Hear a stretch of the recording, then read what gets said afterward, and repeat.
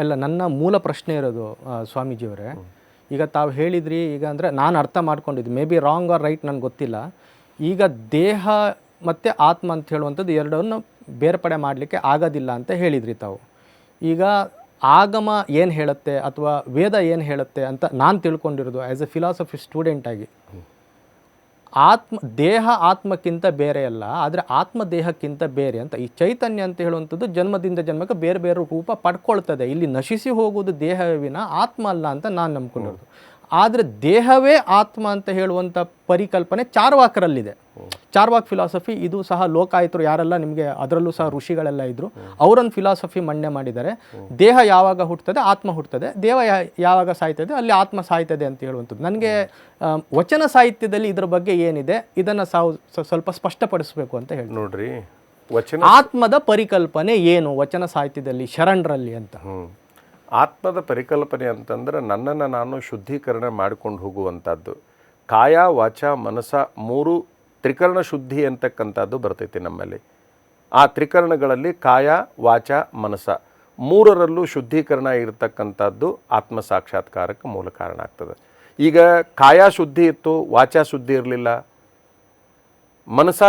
ವಾಚಾನೂ ಶುದ್ಧಿ ಇದೆ, ಕಾಯನೂ ಶುದ್ಧಿ ಇದೆ, ಮನಸ್ಸು ಶುದ್ಧಿ ಇರಲಿಲ್ಲ, ಅದು ಆತ್ಮ ಸಾಕ್ಷಾತ್ಕಾರಕ್ಕೆ ಕಾರಣ ಅಲ್ಲ. ಅಂದರೆ ಇಷ್ಟೆಲ್ಲ ಪೂಜಾ ಪದ್ಧತಿ ನೀವು ಹೇಳ್ತಾ ಇರೋದು ಆತ್ಮ ಸಾಕ್ಷಾತ್ಕಾರಕ್ಕಾಗಿ ಅಂತ ಅರ್ಥ ಮಾಡ್ಕೊಳ್ಬೋದಾ? ಮಾಡ್ರಿ, ಸರಿ ಸರಿ. ಆತ್ಮ ಸಾಕ್ಷಾತ್ಕಾರ ಅಂದರೆ ಏನು? ಈಗ ತನ್ನಂತೆ ಪರರ ಬಗೆದೊಡೆ ಕೈಲಾಸ ಭಿನ್ನಾನವಕ್ಕೂ ಸರ್ವಜ್ಞ ಅಂತ ಒಂದು ಮಾತೈತಿ.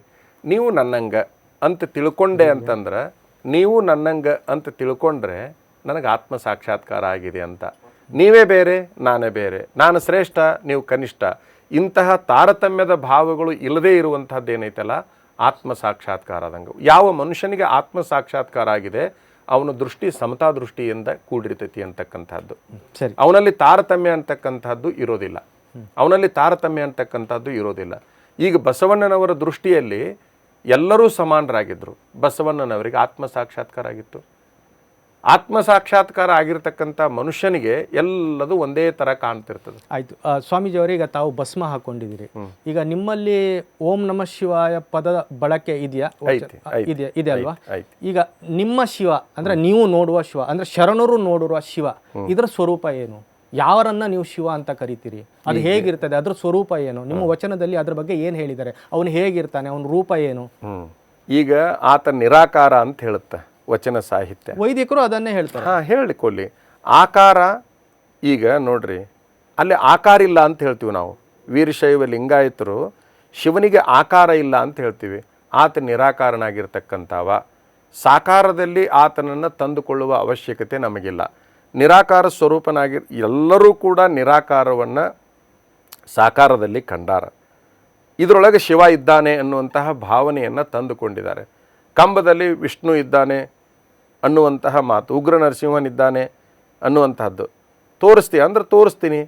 ಒಂದು ಯಾವುದೋ ನಿಮಗೆ ಪ್ರಸಂಗ ಹೇಳೋದಂತಂದ್ರೆ, ಕಂಬದಿನೋ ಬಿಂಬದಿನೋ ಎಲ್ಲರಿಗೂ ಒಂದು ಕಡೆಗೆ ನೀ ನಂಬಿಕೆಯನ್ನು ಇಟ್ಕೊಳ್ಳೇಬೇಕಲ್ಲ. ಆ ನಂಬಿಕೆ ಅನ್ನುವಂಥದ್ದು ಏನಿರ್ತೈತಲ್ಲ ಬಹಳ ವಿಶೇಷವಾಗಿರ್ತೈತಿ. ನಾವು ಇಷ್ಟಲಿಂಗದಲ್ಲಿ ಶಿವನನ್ನು ಕಾಣ್ತೀವಿ. ಅಲ್ಲ, ನಿಮ್ಮ ಶಿವ ಏನು, ಅವನ ಸ್ವರೂಪ ಏನು ಅಂತ, ಅವನು ಹೇಗಿದ್ದಾನೆ ನೋಡಿ. ಅಲ್ಲ, ಸ್ವರೂಪನೇ ಇಲ್ಲ ಅವನಿಗೆ. ಅವನ ವಚನದಲ್ಲಿ ಅದರ ಬಗ್ಗೆ ಸ್ವರೂಪನೇ ಇಲ್ಲ ಅವನಿಗೆ ಸ್ವರೂಪ ಇಲ್ವೇ ಇಲ್ಲ. ಸ್ವರೂಪ ಇಲ್ಲದವನಿಗೆ ಸ್ವರೂಪ ಯಾವುದು ಅಂತ ಕೇಳಿದ್ರೆ ಹೇಳಲಿಕ್ಕೆ ಆಗೋದಿಲ್ಲ. ಮುಗಿದಾಗಲ್ಲ ಜಗದಗಲ್ಲ ಅಂತ ಒಂದು ವಚನ. ಈಗ ನೋಡ್ರಿ, ಈಗ ಮುಗಿಲಗಲ ಅಂತ ಹೇಳ್ತೀವಿ, ಜಗದಗಲ ಅಂತ ಹೇಳ್ತೀವಿ. ನಿಮ್ಮಗಲ ಪಾತಾಳದಿಂದ ಅತ್ತತ್ತ, ಬ್ರಹ್ಮಾಂಡದಿಂದ ಅತ್ತತ್ತ ನಿಮ್ಮ ಶ್ರೀ ಮುಕುಟ, ಅಗಮ್ಯ, ಅಗೋಚರ, ಅಪ್ರತಿಮ, ಇವೆಲ್ಲ ಏನು ಹೇಳ್ತಾವ ಶಬ್ದಗಳು ಹೇಳಿ